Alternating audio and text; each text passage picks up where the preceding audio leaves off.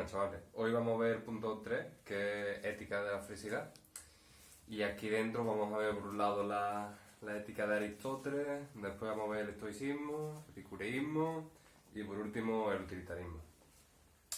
Antes de empezar con Aristóteles deberíamos tener en cuenta tres conceptos que son fundamentales y digamos que son transversales también a esta ética. Por un lado está el concepto de bien, que obviamente toda la ética se fundamenta en este concepto que digamos se hace principal en la filosofía platónica. Después está el buen vivir, que digamos que es como el camino del conocimiento para aplicar el bien en términos conductuales. Y por último está el concepto que sobre todo vamos a tratar aquí, que es el de felicidad, aunque aparecen otros conceptos durante estos apartados, como son, por ejemplo, de utilidad o ataraxia, etcétera, etcétera. Pero bueno, vamos con todo ello. En primer lugar, Aristóteles. Aristóteles tiene una particularidad a diferencia de Platón, y es que el bien no se encuentra ajeno al mundo sensible, sino que el bien es propio del mundo sensible. Entonces, claro, lo primero que tener en cuenta es que él considera que el hombre se mueve por un motor interno, que esto viene a ser algo así como la teleología aristotélica, es decir, el hombre se mueve por una finalidad. ¿Cuál es la finalidad por la que se mueve el hombre? Pues la finalidad por la que se mueve el hombre es el bien. Pero claro, hay que diferenciar dos tipos de bienes. Por un lado tenemos el bien para conseguir otro bien, es decir, por ejemplo, yo consigo un bien como puede ser dinero, pero este bien realmente lo tomo para comprarme ropa.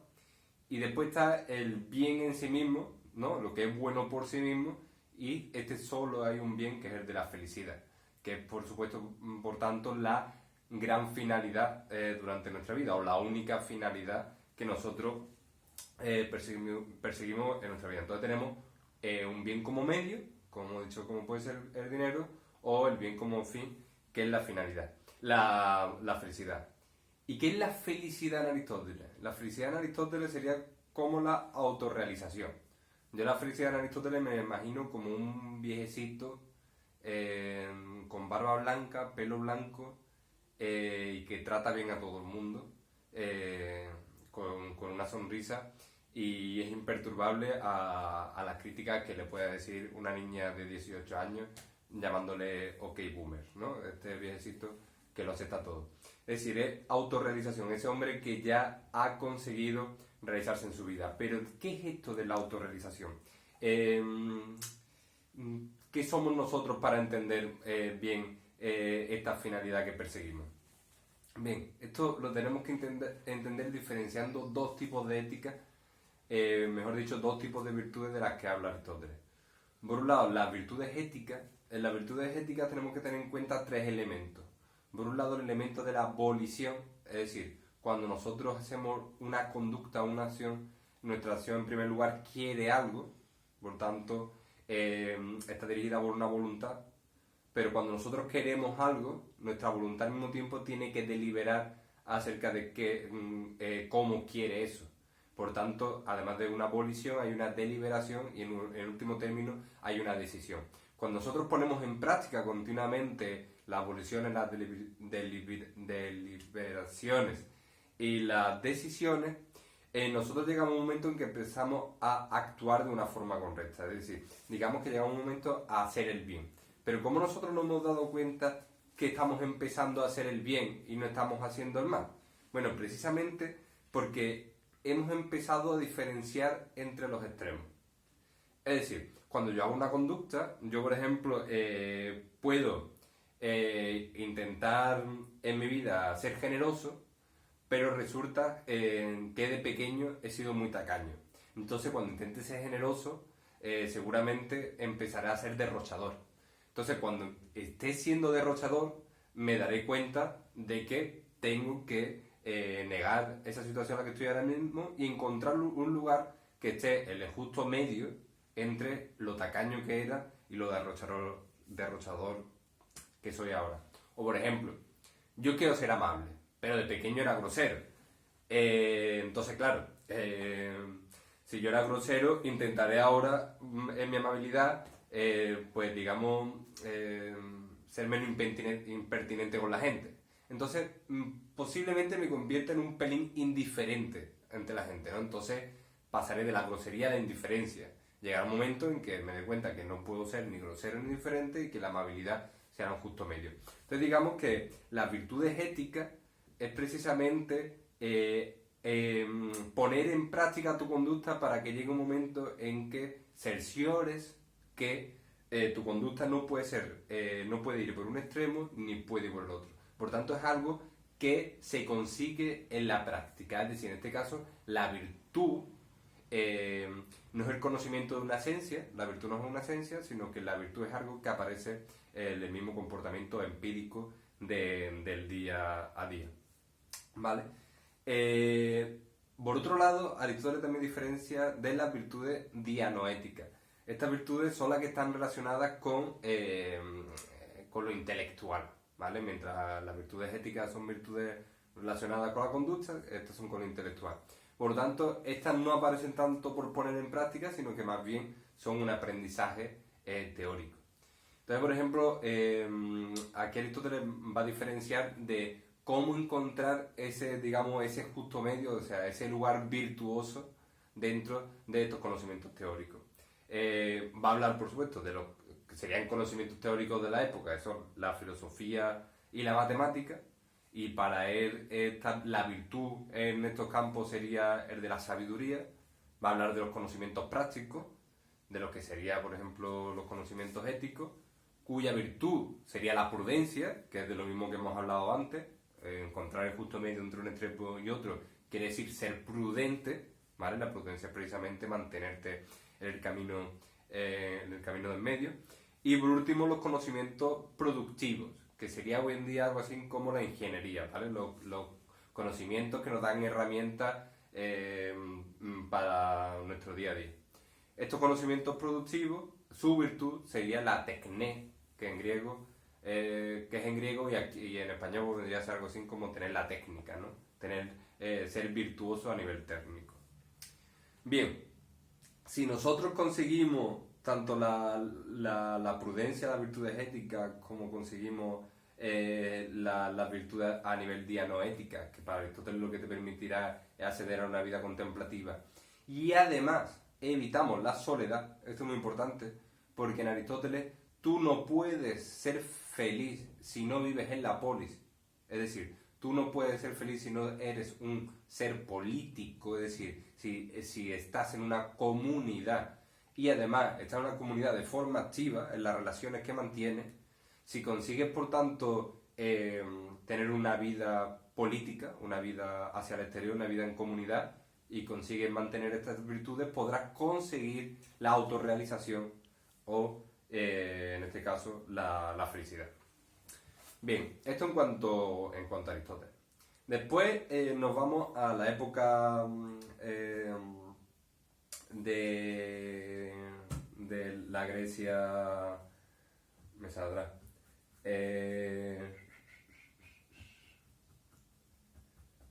Bueno, helenística, ¿vale? Nos vamos a esa época y vamos a ver en primer lugar el estoicismo. Bien, el estoicismo, los dos representantes más famosos son Zenón y Séneca. Para ello, digamos que el personaje clave aquí es el sabio. ¿Pero a qué se refieren ellos con el sabio? Muy bien, el sabio es el que conoce el logos. Es decir, el sabio es el que conoce la razón de ser de por qué suceden las cosas. Es decir, todo sucede porque tiene una razón. En consecuencia, si todo sucede porque tiene una razón, yo no tengo que perder mi paz interior por algo que ha sucedido aunque me haya afectado. Es decir, me tengo que mantener impasible a los hechos. Es decir, lo que ellos llaman la apaseia, la aceptación impasible de los hechos. Porque los hechos están sucediendo porque tienen una razón de ser. Y el estoico es aquel que acepta los hechos tal y como se dan. Pensar, por ejemplo, esto es muy común entre la gente de hoy en día, ¿no? El ser trágico, ¿no? El algo ha sucedido porque yo creo que el mundo está funcionando en este momento en contra mía, ¿no? La negatividad imperante, ¿no? No, no está sucediendo nada en contra tuya, es más, tú eres ajeno al mundo. El mundo tiene su razón, tiene sus logos. En un momento determinado ese logo puede afectarte o no. Mantente impasible ante lo que está sucediendo, ¿no? Es decir, mantente estoico, ¿vale? Entonces digamos que la fuente de la felicidad para el estoico sería precisamente encontrar esa paz interior, ¿vale?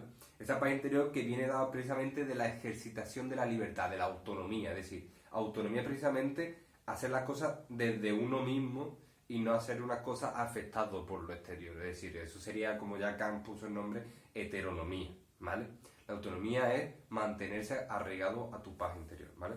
Entonces, aquí el estoico es lo que propone esta apacella, esta aceptación impasible de los hechos, porque los hechos tienen su logo y no deberíamos ir en contra de él. Bien, esto en cuanto a los estoicos. Vamos al epicureísmo. El epicureísmo, también conocido como, digamos, la primera ética que pone en relevancia el placer, el hedonismo, iguala, digamos, felicidad con placer. Ahora bien, el placer del que habla los epicúreos y los epicureístas no es en ningún caso, como pone aquí en nuestro libro, placeres viciosos. Es decir, yo no puedo encontrar placer en, por ejemplo, tomar drogas. ¿Por qué? Porque las consecuencias de tomar drogas sobre mi salud o sobre mi serenidad van a ser negativas, o a corto o a largo plazo. Por tanto, las consecuencias de esta acción no van a beneficiar a mi felicidad futura. Por ejemplo, yo no puedo encontrar placer en comer mucho. Es verdad que en el momento que yo como mucho puedo sentir que esta actividad es placentera, pero comer mucho también van a tener consecuencias negativas tanto a mi salud corporal como a mi serenidad de espíritu. Por lo tanto, hay placeres que sí pueden ser placeres momentáneamente, pero no, para Epicuro te llevarían al vicio, es decir, llevarían en cierta manera a encontrar el dolor a partir del placer. Pero por otro lado están los que son los verdaderos placeres, es decir, aquellos que no tienen emparejado el dolor, que tienen que ver, en este caso, con la salud del cuerpo y la serenidad. Es decir, realizar acciones que son beneficiosas a nuestra vida, pero en la medida en que esa acción es beneficiosa. Es decir, toda acción que uno haga puede ser beneficiosa o puede ser dañina. La clave, tal como decía Aristóteles, es precisamente la prudencia en la acción, ¿vale? Por tanto, en Epicurio, si nosotros conseguimos acostumbrarnos a vivir de forma placentera, evitando que esos placeres no se acerquen al abismo del dolor, y nosotros además negamos en nuestra vida la aparición de problemas que no deberían ser parte del hombre, como son la preocupación por la muerte, la preocupación por otra vida o la preocupación por los dioses, que son cosas que nosotros hemos establecido como problemas, pero realmente no deberían ser problemas para los hombres, en tanto que no tienen una solución, por lo tanto, problemas sin solución, digamos que se niegan los términos. Entonces, si nosotros eliminamos preguntas irresolubles y al mismo tiempo mantenemos una actividad placentera ajena a la aparición del sufrimiento, podríamos llegar a lo que ellos entienden que es el sabio, es decir, aquel que vive en ataraxia. La ataraxia viene a significar esta palabra no me sale hoy, imperturbabilidad, imperturbable, vamos, a nivel espiritual, ¿vale? Entonces es un poco la finalidad que persiguen los epicúreos, ¿vale? La ataraxia. Y ahora ya saltamos de la época helenística, nos vamos al utilitarismo y nos vamos por tanto a la Inglaterra del siglo XVIII. Aquí aparecen dos posiciones que son utilitaristas los dos, pero al mismo tiempo van a pertenecer a corrientes políticas diferentes. Por un lado está Betham, no sé cómo se pronuncia, se escribe B-E-N-T-H-A-M. Betham es uno de los padres del utilitarismo, pero al mismo tiempo es de una corriente política socialista. Entonces, claro, sí, el utilitarismo entiende que lo bueno es lo útil. ¿Y lo bueno qué es? Lo bueno es aquello que me da placeres y al mismo tiempo evita el sufrimiento y el dolor, es decir, aquello que me acerca a la felicidad. Pero claro, ¿cómo sé yo que esto es útil? Para Petán es útil en tanto que beneficia al mayor número de personas posible. Es decir, en términos políticos, cuando beneficia a la mayoría. Es decir, si yo hago una medida, una ley, esta ley será buena, es decir, aumentará la felicidad en tanto que beneficia a la mayoría. Por lo tanto, esta ley puede perjudicar a una minoría en tanto que así yo beneficio a la mayoría. Por ejemplo, una ley puede ser utilitaria, por ejemplo, subir los impuestos a los ricos. Yo consigo utilidad en tanto que es bueno para la mayoría, pero al mismo tiempo estoy perjudicando.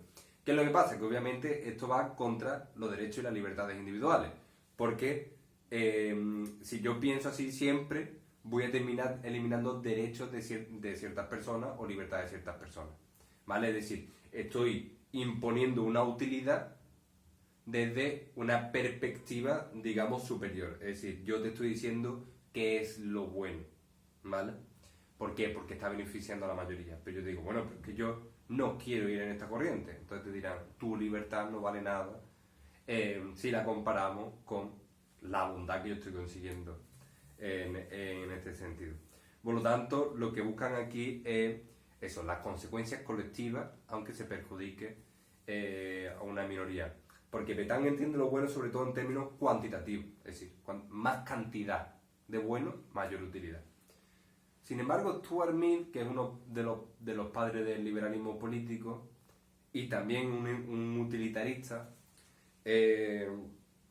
digamos que entra en conflicto con Petán, casi en la misma época, entra en conflicto. ¿Por qué? Porque quiere precisamente aunar utilitarismo y defensa de las libertades individuales. Entonces, claro, en primer lugar lo que hace es negar o diferenciar que solo haya utilidad a nivel cuantitativo, es decir, lo bueno como lo más útil para la mayoría, sino que habla que también lo útil también es a nivel cualitativo. Es decir, por ejemplo, ¿qué placeres serán más útiles? Pues, por ejemplo, los intelectuales serán más útiles que los físicos para Stuart Mill. Tiene una frase muy famosa que es: prefiero ser un hombre satisfecho que un loco insatisfecho, o prefiero ser un Sócrates satisfecho que un cerdo insatisfecho. Es decir, prefiero la satisfacción a nivel intelectual que no la satisfacción a nivel física. ¿Por qué? Porque Stuart Mill, digamos que va a diferenciar, a diferencia de Petán, el ámbito privado y el ámbito público. El ámbito privado, que es el ámbito donde yo me desarrollo y por tanto el ámbito donde yo puedo desarrollar mis capacidades intelectuales, yo encuentro la libertad absoluta. Es decir, yo dentro de mi casa puedo hacer lo que yo quiera. Sin embargo, el ámbito público yo sé que me tengo que regir por las normas de lo público, es decir, por las normas sociales. Pero claro, ¿cómo consigo yo aunar la libertad de mi ámbito privado con, digamos, la utilidad para la mayoría a la que yo tengo que acceder cuando voy al ámbito público? Porque en el ámbito público yo estoy funcionando una utilidad mayoritaria, es decir, yo me comporto en función de cómo esto es útil para la mayoría.